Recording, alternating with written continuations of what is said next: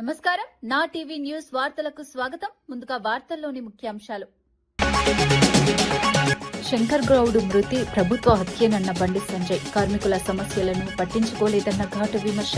ఘటనపై రాష్ట్ర వ్యాప్తంగా తీవ్ర విషాదం వ్యక్తమవుతుందన్న వ్యాఖ్య. బాధ్యులపై కఠిన చర్యలు తీసుకోవాలని డిమాండ్.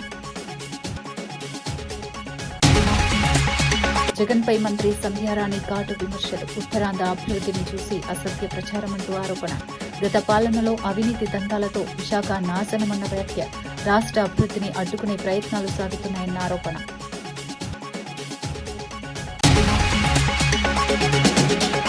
శంకర్ గౌడ్ మృతిపై కిరణ్ కుమార్ రెడ్డి దిగ్భ్రాంతి. కార్మికులు ఆవేశంతో ప్రాణాలు తీసుకోవద్దన్న విజ్ఞప్తి. చర్చల ద్వారానే సమస్యలు పరిష్కారం సాధ్యమన్న భరోసా. స్వార్థ ప్రయోజనాల కోసం రెచ్చగొట్టే వారిని నమ్మవద్దని సూచన. బెంగాల్ ఎన్నికల్లో బీజేపీ విజయం ఖాయమన్న అమిత్ షా. తొలి విడతలోనే 100కు పైగా సీట్లు వస్తాయన్న ధీమా. చొరబాటుదారుల సమస్యలను పరిష్కరిస్తామన్న హామీ. ఎన్నికల ఫలితాలు రాష్ట్ర రాజకీయాల్లో మార్పు తీసుకొస్తాయన్న వ్యాఖ్య.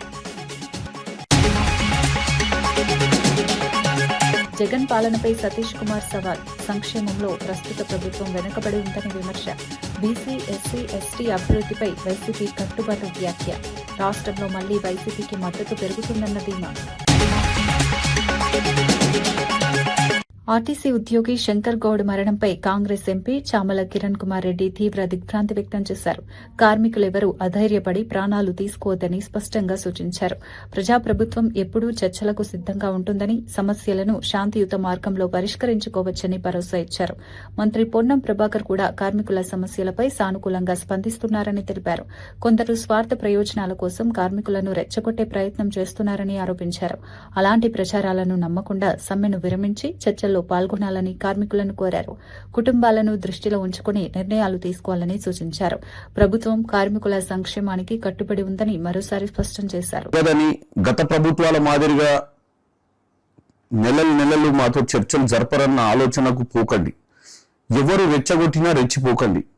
కొంతమంది స్వలాభాల కోసం పక్కవారి వీక్నెస్ ని చూసి, వారికి ఉన్నటువంటి కష్టాలను చూసి వాళ్ళని రెచ్చగొట్టే ప్రయత్నం చేస్తుంటారు. ఈ ప్రభుత్వం మీ అందరితో చర్చలు చేయడానికి సానుకూలంగా ఉంది. మీరందరూ కూడా ప్రభుత్వాన్ని నమ్మండి. పొన్నం ప్రభాకర్ గారు వీలైనంత మటుకు సమస్యలు పరిష్కారం చేస్తున్నామని చెప్పినా గానీ కొంత మిస్అండర్స్టాండింగ్ వల్ల ఇటువంటివి జరుగుతున్నాయి. ఎందుకంటే ప్రాణాలు చాలా ఇంపార్టెంట్. మన వెనుక మన కుటుంబ సభ్యులు, మన మీద డిపెండ్ అయిన వాళ్ళు చాలా మంది ఉంటారు. దయచేసి ఆర్టీసీ కార్మికులకు ఈ సమ్మె విరమించుకోవాలి. అలాగే చర్చలలో పాల్గొనాలి. మీ సమస్యలన్నీ పరిష్కారం చేస్తారని తెలియజేస్తున్నాను. ఆర్టీసీ డ్రైవర్ శంకర్ గౌడ్ మరణంపై కేంద్ర మంత్రి బండి సంజయ్ తీవ్రంగా స్పందించారు. ఈ ఘటన ముమ్మాటికి ప్రభుత్వ హత్యేనని ఘాటుగా విమర్శించారు. శంకర్ గౌడ్ మృతి రాష్ట్ర వ్యాప్తంగా తీవ్ర విషాదాన్ని కలిగించిందని, తెలంగాణ సమాజమంతా బాధపడుతోందని అన్నారు. ఆర్టీసీ కార్మికులు ఎన్నో సమస్యలతో అల్లాడుతున్నప్పటికీ ప్రభుత్వం పట్టించుకోవడం లేదని ఆరోపించారు. కార్మికుల సమస్యలను పరిష్కరించడంలో ప్రభుత్వం విఫలమైందని విమర్శించారు. ఇలాంటి ఘటనలు మళ్లీ జరగకుండా వెంటనే చర్యలు తీసుకోవాలని డిమాండ్ చేశారు. ఇది సెంటిమెంట్ డెడ్ బాడీ తీసుకోవడం. పాపం శంకర్ గౌడ్ అనే వ్యక్తికి ఇల్లు కూడా లేదు, సొంతలు కాదని. అది వాళ్ళ చెల్లె వాళ్ళ ఇంట్లో, వాళ్ళ బిడ్డ ఇంట్లో ఉంటున్నాడు. అంటే ఒక ఆర్టీసీ కార్మికుని దుర్భరమైన జీవితానికి నిలువెత్తు నిదర్శనమే ఇలా శంకర్ గౌడ్. సొంత ఇల్లు లేకుండా వాళ్ళ బిడ్డ ఇంటికి డెడ్ బాడీ తీసుకొచ్చారు. వాళ్ళు కోరుతున్న కోరిక ఏంది? 30 సంవత్సరాలు పనిచేసిండు ఆర్టీసీ డిపో దగ్గరికి. ఒక్కసారి బాడీ తీసుకొస్తే చాలా మంచిది అని చెప్పి వాళ్ళు కోరుతున్నారు. కుటుంబ సభ్యులు కోరుతున్నారు. ఆర్టీసీ డిపో పాకిస్తాన్ ఉందా, బంగ్లాదేశ్ ఉందా? తీసుకపోతే ఏమవుతుంది? వాళ్ళు ఏమంటున్నారు? నేను కూడా ఏమంటున్నా అంటే ఎవ్వరు రాకుండా ఆపే బాధ్యత నాది. మీరే తీసుకోబడి అంటే వాళ్ళ కుటుంబ సభ్యులు అంటున్నారు, సార్ ఎవ్వరు రాకుండా మేము ఆపుతాం. అంబులెన్స్లో మా కుటుంబ సభ్యులము ఇద్దరము, మీ పోలీసు వాళ్ళే. ఒకటే అంబులెన్స్ పోయి ఒక 5 నిమిషాలు అటు నుంచి తీసుకొద్దాం, ఎవ్వరు రాకుండా ఆపే బాధ్యత మాదని వాళ్ళు అంటున్నారు. నేను కూడా అందరిని ఆపుతాను, నేను ఎవరిని పోకుండా ఆపుతా అని చెప్పి నేను కూడా అంటున్నా. దీనికి ఇంత నిర్బంధం ఏందో అర్థమవుతలేదు నాకు. ఇంత నిర్బంధం ఏందో ఇప్పటికి అర్థమవుతలేదు నాకు. ఏది కారణం ఏంది? లా అండ్ ఆర్డర్ ప్రాబ్లం ప్రభుత్వమే కొన్ని తీసుకుంటున్నది. లాస్ట్కి ఏమంటున్నాడు? వాళ్ళ అబ్బాయి ఏమంటున్నాడు? ధ్యాన సంస్కరణ చేయ రేవంత్ రెడ్డి గారు వచ్చి చేసుకోమని చెప్పంటున్నాడు. డెడ్ బాడీ తీసుకోమని మీరే వేసుకోండి చెప్పంటున్నాడు. ఇష్యూను, సమస్యను పరిష్కరించే ప్రయత్నం చేయాలి. ప్రభుత్వం మొండిపడుతున్న పోతే ఇంకా ఇబ్బంది వస్తుంది. రేపు ఈ సమస్య ఇంకో రకంగా పోయే ప్రమాదం ఉంటుంది. ఇప్పుడు మేము కూడా సంధానించినాము. వాళ్ళ కుటుంబ సభ్యులు మా సెంటిమెంట్ దెబ్బతీద్దని చెప్పి వాళ్ళు ప్రభుత్వాన్ని కోరుతున్నారు. తప్పేమున్నది అంటున్నా. అంటే మిగతా అందరికీ ఒక రూలు, ఆర్టీసీ కార్మిక ఒక రూలా? ఆర్టీసీ కార్మికులకి వాళ్ళకి సెంటిమెంట్ ఉండయి. ఏందల్ల పరిస్థితి? మీరు మేనిఫెస్టో డిమాండ్నే వాళ్ళు పరిష్కరించమంటున్నారు. 32 డిమాండ్ పక్క పెట్టన్నా. మీరు మేనిఫెస్టో పేజ్ నెంబర్ 28 అభయస్తం దానిలో ఉన్న 6 డిమాండ్లు మాత్రం పరిష్కరించండి, నేను ఒప్పిస్తా వాళ్ళను. మీరు 32 పక్క పెట్టిగా వాళ్ళు ఒప్పిస్తారండి. కాబట్టి ఇప్పటికైనా ప్రభుత్వం దిగొచ్చి వాళ్ళ కుటుంబ సభ్యులను వాళ్ళ తీసుకోమని ఎవరు రాకుండా ఆపుతాం మేము. ఎవ్వరు రారు. వాళ్ళు వస్తే ఆర్టీసీ కార్మికులు వాళ్ళ సంగతి చెప్తారు. ఏ పార్టీ అని వచ్చి అక్కడ విధ్వంసం చేసే ప్రయత్నం చేస్తే ఆర్టీసీ కార్మికులు తిరగబడతారు వాళ్ళ మీద. నేను గ్యారంటీ ఇస్తున్నా. మేము కూడా ఎవరైనా రాము. ఒక్కసారి 5 నిమిషాలు తీసుకుపోయి వాళ్ళు రాత్రి నుంచి కుటుంబ సభ్యులు అందరు ఇబ్బంది పడుతున్నారు. ఒక 5 నిమిషాలు తీసుకుపోయి డెడ్ బాడీ నాడు తీసుకొస్తే చాలా మంచిది. వైఎస్సార్సీపీ అధినేత జగన్పై మంత్రి గుమ్మడి సంధ్యారాణి తీవ్ర విమర్శలు చేశారు. ఉత్తరాంధ్ర అభివృద్దిని చూసి ఓర్వలేక వైఎస్సార్సీపీ నేతలు అబద్దపు ప్రచారాలు చేస్తున్నారని మండిపడ్డారు. గతంలో కబ్జాలు, అవినీతి దందాలతో విశాఖను నాశనం చేసిన వారు ఇప్పుడు ప్రజల ముందు ముసలి కన్నీళ్లు కారుస్తున్నారని విమర్శించారు. అమ్మ అమరావతి ఆంధ్రప్రదేశ్పై ప్రేమలేని నాయకత్వాన్ని ప్రజలు తిరస్కరించారని అన్నారు. జగన్ రాజకీయాలు చేయాలంటే ముందు తన పార్టీని, తన ఇంటిని సరిచేసుకోవాలని హితవు పలికారు. రాష్ట అభివృద్దిని అడ్డుకునే ప్రయత్నాలు ప్రజలు గమనిస్తున్నారని పేర్కొన్నారు.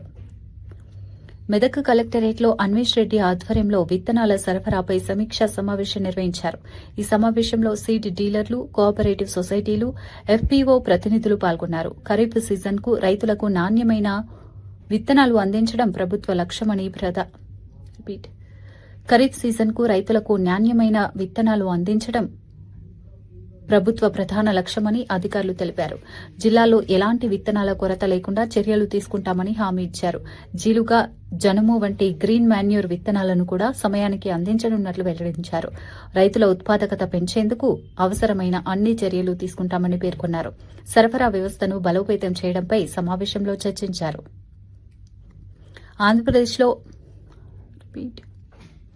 ఆంధ్రప్రదేశ్లో పెట్రోల్, డీజిల్ సరఫరాపై నెలకొన్న అనుమానాలపై ట్రేడర్స్ స్పష్టత ఇచ్చారు. ఆయిల్ కంపెనీలు సరఫరా తగ్గించడంతో కొన్ని ప్రాంతాల్లో తాత్కాలిక కొరత ఏర్పడిందని తెలిపారు. అయితే ఈ సమస్యను పరిష్కరించేందుకు కంపెనీలు ఈ నెలలో అదనంగా 10% సరఫరా చేయడానికి అంగీకరించాయని వెల్లడించారు.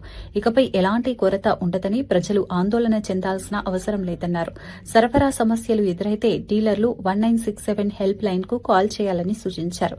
ప్రభుత్వం పరిస్థితిని సమీక్షిస్తూ చర్యలు తీసుకుంటుందని తెలిపారు. చూస్తున్నారే ఈరోజు ఏదైనా ప్రతిదీ కూడా ఐటీ హబ్ అంటే విశాఖపట్నం కనిపిస్తుంది. విశాఖపట్నంలో అందరూ కూడా మంచి వాళ్ళు అని అందరికీ తెలుసు. ఆ మంచితనాన్ని మీరు చాలా దౌర్జన్యాలు చేసి వాళ్ళందరినీ భయభ్రాంతులు చేసి విశాఖపట్నాన్ని దౌర్జన్యంగా దోచుకున్నారే మీ జగన్మోహన్ రెడ్డి అనుచరులు. ఈ రోజు ఇంకా మళ్ళీ ఉత్తరాంధ్ర గురించి మొసర కన్నీళ్లు కారుస్తున్నారు కదా. ఈ రోజు మళ్ళీ చంద్రబాబు నాయుడు గారు ఈరోజు అనకాపల్లిలో ఇంకొక శంకుస్థాపన జరుగుతుంది. మీకు ఇవన్నీ కనిపించట్లేదా? ఇవన్నీ చూడలేకపోతున్నారా? లేకపోతే ఇవన్నీ చూసి కడుపు మంటతో మాట్లాడుతున్నారా? అసిడిటీ చాలా ఎక్కువ వచ్చేస్తుందండో మీకు అందరికీ. కాకపోతే చూసుకోండి, ఉన్నటువంటి మంత్రులు కానీ, అక్కడున్న ప్రజాప్రతినిధులు కానీ, మిగిలిన వాళ్ళందరూ కూడా ఉత్తరాంధ్రాని పూర్తి స్థాయిలో అభివృద్ధి చెయ్యాలని ఒక కంకణం కట్టుకొని ముందుకెళ్తున్నటువంటి బ్యాచ్ మేమంతా. ఉత్తరాంధ్రాని డెవలప్ చేయాలి అని ఈరోజు మీ హయాంలో పూర్తిగా ఎంతో మందికి విశాఖ ఉక్కు, ఆంధ్రుల హక్కు అనుకున్న విశాఖపట్నాన్ని మీరు అక్కడ ఉన్నటువంటి స్టీల్ ప్లాంట్ని క్లోజ్ చేసి పడేశారు. మీరు వాళ్ళందరూ రోడ్డు మీదకి వచ్చే పరిస్థితి తీసుకొచ్చారు. ఈరోజు మోడీ గారి సహాయంతో ఈరోజు మనం చక్కగా స్టీల్ ప్లాంట్ ఈరోజు పనిచేస్తుంది అంటే, లాభాల బాటలోకి వెళ్తుంది అంటే ఎవరి వల్ల? మా చంద్రబాబు నాయుడు గారి వల్ల కాదా? ఈరోజు మీరు మళ్ళీ మాట్లాడుతున్నారే సిగ్గు లేకుండా. ఎలా మాట్లాడుతున్నారు? ఏ విధంగా మాట్లాడుతున్నారు? మీకు ఏవైనా రాజకీయం చెయ్యాలి అనుకుంటే మీ ఇంట్లో రాజకీయం చేసుకోండి, మీ పార్టీలో రాజకీయం చేసుకోండి. ఎందుకనంటే ఈరోజు మీ పార్టీ కేడర్ కానీ, మీ నాయకులు కానీ ఏం చేయాలో అర్థం కాని పరిస్థితిలో ఉన్నారు. ఎందుకంటే సొంత చెల్లె, అన్నని బండబూతులు రోజు తిడుతుంది. బయట చూసుకోండి వెళ్ళి. ఆవిడ ఎలా తిడుతుందో, ఏం మాట్లాడుతుందో, ఏం చెప్తుందో, ఇంట్లో విషయాలు ఏం బయట పెడుతున్నా ముందు అవి ఇంట్లో పరిస్థితి చక్కబెట్టుకొని బయటకు రండి అయ్యా. ఎందుకు అనవసరంగా వైజాగ్ గురించి మాట్లాడతారు మీరు?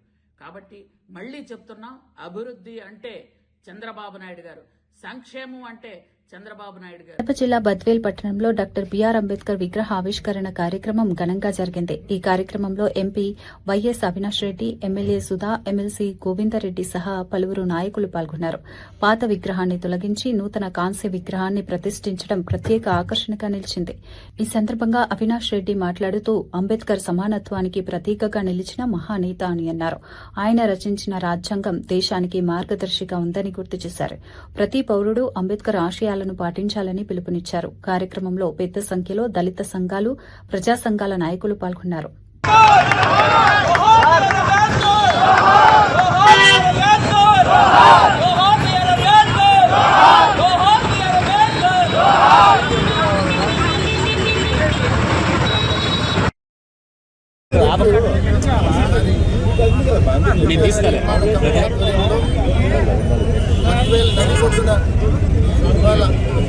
డాక్టర్ బిఆర్ అంబేద్కర్ గారి విగ్రహావిష్కరణ కార్యక్రమం చేయడం జరిగింది. నిజంగా అందరం కూడా నాతో పాటు స్థానిక ఎమ్మెల్యే డాక్టర్ సుధమ్మ గారు, ఎమ్మెల్సీ గోవిందరెడ్డి గారు, అదేవిధంగా విగ్రహ నిర్మాణ కమిటీ సభ్యులు, సభ్యులందరూ, అదేవిధంగా స్థానికంగా ఉన్న వైసీపీ నాయకులు, ప్రజలు అందరి సమక్షంలో ఎంతో ఘనంగా ఇవాళ డాక్టర్ బిఆర్ అంబేద్కర్ గారి విగ్రహావిష్కరణ చేయడం జరిగింది. నిజంగా సమాజంలో సువర్ణ అక్షరాలతో లిఖించబడినటువంటి రోజుగా మేము అభివర్ణించుకుంటున్నాము. ఎందుకంటే ఒక బిఆర్ అంబేద్కర్ గారు ఏ విధంగా సమాజంలో మరి ముఖ్యంగా నిమ్న జాతులకు, దళిత వర్గాలకు ఆయన రాజకీయంగానే కాకుండా సామాజికంగా మరి భారతదేశంలో ముందుకు తీసుకుపోవడానికి ఆయన ప్రజాస్వామ్యబద్ధంగా రచించినటువంటి రాజ్యాంగం ఏ విధంగా దళితులను ఎక్కడ కూడా మరి ఒక కమ్యూనిజమో, ఒక నియంత పరిపాలన లేకుండా మరి ఈ 70 సంవత్సరాల మరి ఈ మన సుదీర్ఘమైనటువంటి భారతదేశ చరిత్రలో ముందుకు తీసుకెళ్తున్నాము అంటే ఆనాడు డాక్టర్ అంబేద్కర్ గారి మరి దూరదృష్టి. కాబట్టి సమాజంలో ఈనాడు సుఖశాంతులతో అందరూ కూడా అన్ని పశ్చిమ బెంగాల్ ఎన్నికలపై కేంద్ర మంత్రి అమిత్ షా కీలక వ్యాఖ్యలు చేశారు. తొలి విడత పోలింగ్లో బీజేపీ 110కి పైగా స్థానాల్లో విజయం సాధిస్తుందని ధీమా వ్యక్తం చేశారు. బెంగాల్ ప్రజలు భయం నుంచి భరోసా వైపు అడుగులు వేస్తున్నారని పేర్కొన్నారు. మమతా బెనర్జీ ప్రచారాలను తిప్పికొట్టిన ఆయన రాష్ట్రానికి స్థానికుడే ముఖ్యమంత్రి అవుతాడని స్పష్టం చేశారు. జొరబాటుదారుల సమస్యను పరిష్కరించేందుకు బీజేపీ కట్టుబడి ఉందని తెలిపారు. ప్రశాంతంగా పోలింగ్ జరగడం బీజేపీకి అనుకూల సంకేతమే అని అన్నారు. ఎన్నికల ఫలితాలు రాష్ట్ర రాజకీయాల్లో మార్పుకు నాంది పలుకుతాయని విశ్వాసం వ్యక్తం చేశారు. का जो प्रतिशत सामने आया है वो पूरे देश के लोकतंत्र में भरोसा करने वाले लोगों का उत्साह बढ़ाने वाला है. मैं सबसे पहले तो प्रथम चरण में वोट डालने वाले सभी बंगाल के मतदाताओं का बहुत बहुत अभिनंदन करना चाहता हूं और धन्यवाद भी करना चाहता हूं कि आप भय से भरोसे की ओर की एक यात्रा को बहुत अच्छे तरीके से शुरू किए हैं और दूसरे चरण के मतदाता भी భయ से భరోసే की यात्रा को आगे. టీసీ డ్రైవర్ శంకర్ గౌడ్ మృతిపై మాజీ మంత్రి ఎర్రబెల్లి దయాకర్ రావు తీవ్ర ఆగ్రహం వ్యక్తం చేశారు. మృతదేహానికి నివాళులు అర్పించేందుకు కూడా అవకాశం ఇవ్వడం లేదని పోలీసులపై ఆరోపించారు. హౌస్ అరెస్టులతో తమను అడ్డుకుంటున్నారని మండిపడ్డారు. కార్మికుల హామీలు నెరవేర్చినప్పుడే శంకర్ గౌడ్ ఆత్మకు శాంతి లభిస్తుందని పేర్కొన్నారు. కుటుంబానికి ₹1 కోటి పరిహారం, ప్రభుత్వ ఉద్యోగం వెంటనే ఇవ్వాలని డిమాండ్ చేశారు. కార్మికుల సమస్యలను నిర్లక్ష్యం చేయడం వల్లే ఈ పరిస్థితి వచ్చిందని విమర్శించారు. ప్రభుత్వం వెంటనే స్పందించి న్యాయం చేయాలని కోరారు. మీరు హైదరాబాద్ తీసుకుపోమని మంచి హాస్పిటల్ జాయిన్ చేయను. ఈ హాస్పిటల్ జాయిన్ చేయక ముందే, ఆయన చనిపోక ముందే ప్రభుత్వం మీరైతే ఎలక్షన్ల ముందు ఏ అయితే డిమాండ్లకు మీరు హామీ ఇచ్చారో హామీని నెరవేర్చేటట్టు మీరు ప్రకటించండి. ఆయన ఆత్మశాంతి అన్న గుర్తుంది, లేకపోతే ఆయన బతికేందుకు అవకాశం ఉంటుంది అని కూడా నేను అక్కడ రిక్వెస్ట్ చేశాను. అయినా కూడా పొన్నం ప్రభాకర్ పట్టించుకోలేదు, రేవంత్ రెడ్డి గారు పట్టించుకోలేదు, వాళ్ళ మంత్రులు ఎమ్మెల్యేలు కూడా ఎవరు కూడా పట్టించుకోలేదు. వచ్చి ధైర్యం చెప్పే పరిస్థితి కూడా లేదు. ఆయన మాట్లాడుతున్నాడు. నేను పోయినప్పుడు క్లియర్గా నేను దయాకరావుని వచ్చిన వరకే లేచి కూర్చున్నాడు. కూర్చొని నమస్కారం పెట్టి ఎందుకు తొందరపడ్డావా, అది ఇది అంటే లేదు, మా కార్మికుల ఇబ్బంది పడుతున్నారు, నేను వాళ్ళ కోసం ఎంతైనా త్యాగం చేస్తాను అంటే ఆయన తృప్తిగా ఉంటుంది. దయచేసి అయినా ఇప్పటికీ మీరు నిన్న క్యాబినెట్లో కూర్చున్నారు. క్యాబినెట్లో కూర్చున్నప్పుడు మీరు డిక్లేర్ చేయవచ్చు ఉండే, మీరు హామీలన్నీ మీ ఎలక్షన్ల ముందు హామీలు ఇచ్చినవన్నీ నెరవేరుస్తాం, ఆర్టీసీ కార్మికులకు ఏమేమి ఇచ్చినా అవి నెరవేరుస్తామని చెప్తే అయిపోతుంది. 3 ఏళ్ళు అయిపోయింది, వాళ్ళు గోస పడుతున్నారు. మళ్ళీ ఆర్టీసీ మొత్తం లాస్లో పోయింది. మీరు దీనికోసం ఎన్నడూ కూడా పట్టించుకునే పరిస్థితి లేదు. ఎప్పటికీ స్టేట్మెంట్లు ఇస్తూ ఉంటూ అడ్డమైన స్టేట్మెంట్లు ఇస్తున్నాం. కాళేశ్వరం 3 ఏళ్ల బట్టి గడిపినాం. కాళేశ్వరం మీద రాజకీయం చేసినాం. ఇప్పటికైనా నీకు బుద్ధి రాలేదు? ఆల్రెడీ హైకోర్టు క్లియర్గా చెప్పేశారు, చిన్న తప్పు జరగలేదు, కేసీఆర్ను హరీశ్రావు జోలికి పోవద్దు, దాని గురించి క్లారిటీగా చెప్పింది. ఇంత మంచిగా చెప్పిన కోర్టు నీకు ఇప్పటికైనా బుద్ధి వస్తలేదు. దయచేసి నేను రిక్వెస్ట్ చేస్తున్నా, మొత్తం మీరు కార్మికులను ఇప్పుడు పాపం వాళ్ళు ఆర్టీసీ డ్రైవర్లు, కాంట్రాక్టర్లు, యూనియన్ వాళ్ళంతా కలిసి ఆర్టీసీ డిపో ముందర పెట్టి ధర్నా చేసి, ధర్నా కూడా ఏం చేస్తామని అంటలేదు. ఆర్టీసీ డ్రైవర్ శంకర్ గౌడ్ ఆత్మహత్య నేపథ్యంలో ప్రభుత్వం ఆయన కుటుంబానికి సహాయం ప్రకటించింది. 10 లక్షల పరిహారం అందజేయడంతో పాటు కుటుంబ సభ్యుల్లో ఒకరికి ఆర్టీసీలో ఉద్యోగం ఇవ్వనున్నట్లు వెల్లడించింది. స్థానిక ఆర్డీఓ ఉమారాణి మృతదేహానికి నివాళులర్పించిన అనంతరం ఈ ప్రకటన చేశారు. అదనంగా నర్సంపేట ఎమ్మెల్యే దొంతి మాధవరెడ్డి వ్యక్తిగతంగా 5 లక్షల ఆర్థిక సాయం ప్రకటించారు. ఈ ఘటన రాష్ట వ్యాప్తంగా చర్చనీయాంశంగా మారింది. కార్మికుల సమస్యల పరిష్కారంపై ప్రభుత్వం చర్యలు తీసుకుంటుందని తెలిపింది. ఆర్టీసీ డ్రైవర్ శంకర్ గౌడ్ ఆత్మహత్యను బీఆర్ఎస్ నాయకుడు ఆర్ఎస్ ప్రవీణ్ కుమార్ తీవ్రంగా ఖండించారు. ఇది ప్రభుత్వ వైఫల్యమేనని ఆరోపించారు. కార్మికులు రాజ్యాంగబద్దంగా నోటీసులు ఇచ్చి చర్చల తర్వాతే సమ్మెకు దిగారని పేర్కొన్నారు. అయినప్పటికీ పోలీసుల ద్వారా ఒత్తిడి తెచ్చి సమ్మెను అణిచివేయాలని ప్రయత్నించడం తప్పని విమర్శించారు. టెంట్ హౌస్ ఇవ్వకూడదన్న పోలీసుల నోటీసు భయానకమని అన్నారు. కార్మికుల సమస్యలను అర్థం చేసుకుని వెంటనే పరిష్కరించాలని ప్రభుత్వాన్ని డిమాండ్ చేశారు. తెలియజేస్తున్నారు. అది నేను వాళ్ళ కుటుంబ సభ్యులకు కూడా తెలియజేయడం. వాళ్ళు దానికి సమ్మతంగానే ఉన్నట్టు కనిపించింది.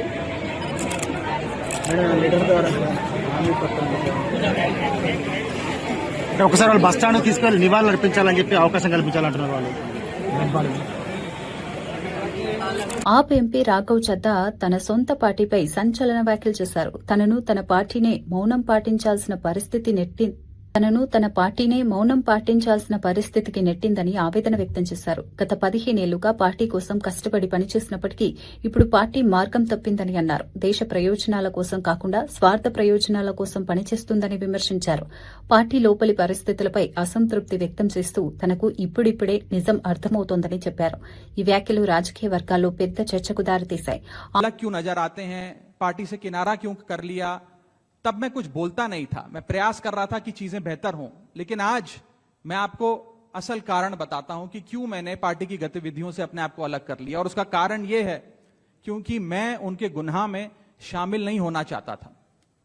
मैं उनकी दोस्ती के काबिल नहीं था क्योंकि मैं उनके गुनाह में शामिल नहीं था। आज हम एक ऐसे मोड़ पर खड़े हैं कि हमारे पास सिर्फ 2 ही ऑप्शंस थे, 2 विकल्प थे। या तो हम राजनीति छोड़ दें और पिछले 15-16 साल जो हमने सार्वजनिक जीवन में काम किया उसे त्याग दें, या फिर हम अपने अनुभव को, अपनी स्किल्स को, अपनी पूरी ऊर्जा और एनर्जी को लेकर पॉजिटिव पॉलिटिक्स करें। इसीलिए हमने ये डिसाइड किया that we the 2/3 members of parliament of the belonging to the Aam Aadmi Party in Rajya Sabha exercise the provisions of the Constitution of India and merge ourselves with the BJP. हम BJP में विलय करते हैं। पिछले 12 सालों में భారతీయ జనతా పార్టీకి కేంద్రకి RTC driver Shankar Goud ఆత్మహత్యపై Congress మాజీ ఎంపీ వి హనుమంతరావు స్పందించారు. ఈ ఘటన ఎంతో బాధాకరమని పేర్కొన్నారు. గతంలో కూడా ఆర్టీసీ కార్మికుల సమస్యల కోసం తాను పోరాడిన విషయాన్ని గుర్తు చేశారు. ముఖ్యమంత్రి రేవంత్ రెడ్డి, పొన్నం ప్రభాకర్ వెంటనే స్పందించి కార్మికుల సమస్యలను పరిష్కరించాలని విజ్ఞప్తి చేశారు. ఎన్నికల ముందు ఇచ్చిన హామీలను అమలు చేయాలని కోరారు. కార్మికులు తీవ్ర ఇబ్బందులు ఎదుర్కొంటున్నారని, ప్రభుత్వం ఆలస్యం చేయకుండా చర్యలు తీసుకోవాలని అన్నారు. ఈ అంశంపై అన్ని వర్గాలు కలిసి పరిష్కారం కనుగొనాలని సూచించారు. ఆర్టీసీ కార్మికులకు అన్యాయం జరుగుతుందని ఆ రోజులలో కాంగ్రెస్ తరఫున నేను అన్ని డిపోలు తిరగడం జరిగింది. వాళ్ళ వెనుకాల ఉండి వారికి న్యాయం గురించి పోరాటం చేశాం. మన ప్రభుత్వం వచ్చిన తర్వాత మరి వాళ్ళకి ఏదైతే హామీలు ఇచ్చినాయో అది పూర్తి చేయడానికి ఫర్దర్గా ఇలాంటి డ్యామేజ్ జరగకుండా, ఇలాంటి ఆత్మహత్యలు జరగకుండా చూడాలంటే మీరు 10 లక్షలు ఏదైతే ఎక్స్గ్రేషియా ఇచ్చారో దానితో పాటు వాళ్ళ కుటుంబ సభ్యులు ఎవరికొకరికి ఆర్టీసీలో ఉద్యోగం ఇవ్వాలి.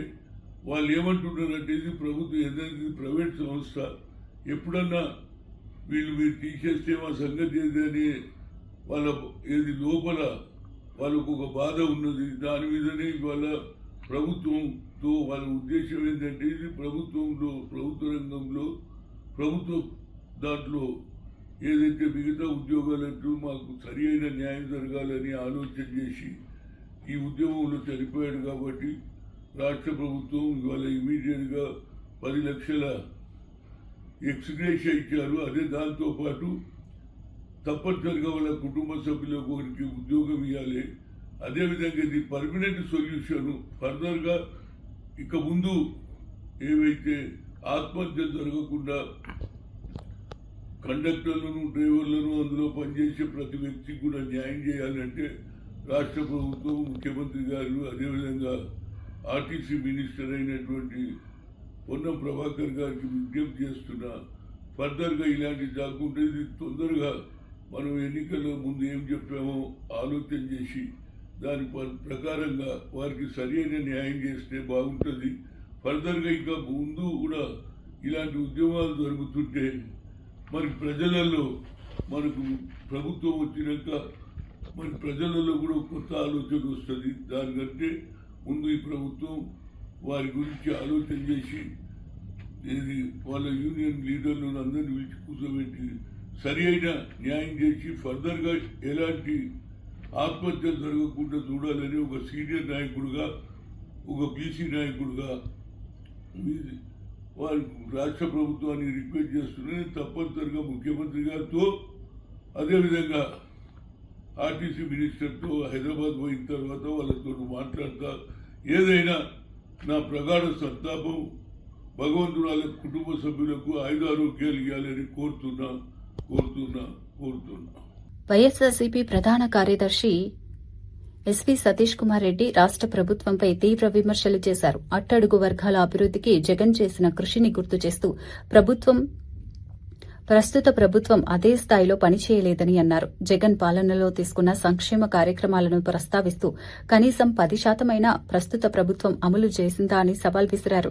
బీసీ, ఎస్సీ, ఎస్టీ వర్గాల అభివృద్ది కోసం వైఎస్ఆర్సీపీ కట్టుబడి ఉందని తెలిపారు. ప్రజలు నిజాలను గుర్తించాల్సిన అవసరం ఉందని అన్నారు. నువ్వేమన్నా ఛాంపియన్ ఏమన్నా బీసీలకు? నువ్వేం చేస్తావు బీసీలకు? నువ్వు ఒకసారి పోయి చూడు. ఈల లక్కప్ప అని చెప్పి మడకసిరిలో క్యాండిడేట్ ఇచ్చాడు జగన్మోహన్ రెడ్డి. అతనికి ఒక ఉపాధి హామీకి పోయేటువంటి దాంట్లో చిన్న నౌకరీ చేస్తాడు. క్యాండిడేట్గా పెట్టి ఆయనకు అయ్యేటువంటి ప్రతి పైసా ఖర్చు కూడా పార్టీనే భరించే రోజు పెట్టింది. మైలవరంలో ఒక బీసీ క్యాండిడేట్కి తీసుకొని పోయి ఇచ్చినారు ఒక జెడ్పీటీసీ స్థాయి వ్యక్తికి. ఆఖరికి ఆయనకు వాహనం తిరిగేదానికోసం కూడా మా పార్టీ నాయకుడే పెట్టుకొని క్యాండిడేట్గా పెట్టి అన్ని రకాలుగా మా పార్టీ అభ్యర్థి మేము బలోపేతం చేసే ప్రయత్నం చేసినాం. విజయవాడ అర్బన్లో ఒక మైనారిటీ అభ్యర్థికి, చిన్న స్థాయి అభ్యర్థి అయినా వీళ్ళకందరికీ కూడా, ఎందుకంటే అట్టడుగున్నటువంటి వాళ్లకు ఆర్థికంగా సరిగ్గా లేకుండా ఉన్నాయి, మనం ఒక మంచి సంకేతం ఇవ్వాలా, వీళ్ళందరినీ పైకి తీసుకొని రావాలా, ఆర్థికంగా రాజకీయంగా పైకి తీసుకొని రావాలని చెప్పి ఆర్థిక వనరులు అనేటువంటి అంశాన్ని పక్కన పెట్టి మా పార్టీ నాయకుడు మా ఖర్చులతో కూర్చొని క్యాండిడేట్ పెట్టేటువంటి ఘనత మాకుందా నీకుందమ్మా. బీసీలు చంపిన వాళ్ళు బీసీనే, చనిపోయిన ఆయన బీసీనే. వాళ్ళకు చిన్న ఘర్షణ జరిగిపోతే బీసీలను చంపినామా మేము? ఏమన్నా మీకు ఏమన్నా తెలియని మాట్లాడు. వార్తలు ముగించే ముందు ముఖ్యాంశాలు మరోసారి. శంకర్ గౌడ్ మృతి ప్రభుత్వ హత్యేనన్న బండి సంజయ్. కార్మికుల సమస్యలను పట్టించుకోలేదన్న ఘాటు విమర్శ. ఘటనపై రాష్ట్ర వ్యాప్తంగా తీవ్ర విషాదం వ్యక్తమవుతుందన్న వ్యాఖ్య. బాధ్యులపై కఠిన చర్యలు తీసుకోవాలని డిమాండ్. జగన్పై మంత్రి సంధ్యారాణి ఘాటు విమర్శలు. ఉత్తరాంధ్ర అభివృద్ధిని చూసి అసత్య ప్రచారమంటూ ఆరోపణ. గత పాలనలో అవినీతి దందాలతో విశాఖ నాశనమన్న వ్యాఖ్య. రాష్ట్ర అభివృద్ధిని అడ్డుకునే ప్రయత్నాలు సాగుతున్నాయన్న ఆరోపణ.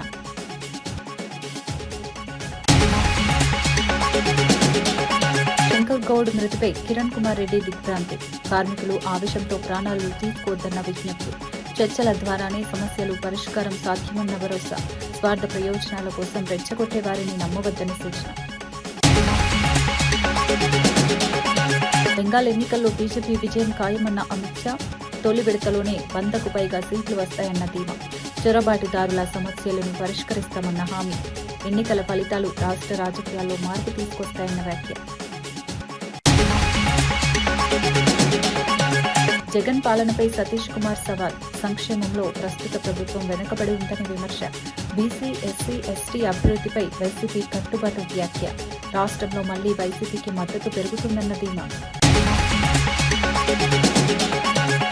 మరో బులెటిన్లో మళ్లీ కలుద్దాం. నమస్కారం.